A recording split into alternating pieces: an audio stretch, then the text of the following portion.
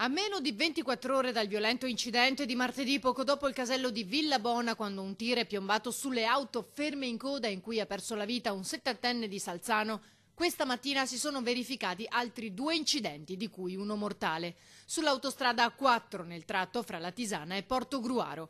Erano circa le 7:30. Un 41enne di nazionalità rumena a bordo di un furgone ha tamponato una cisterna. Per lui non c'è stato nulla da fare, ha perso la vita sul colpo. Troppo gravi i traumi riportati.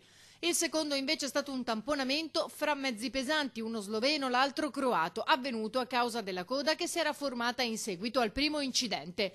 Uno degli autisti, rimasto incastrato nell'abitacolo, è stato liberato dai vigili del fuoco di Latisana e Portogruaro e soccorso dall'elicottero di Udine. Nello scontro è rimasta gravemente ferita anche una 27enne croata.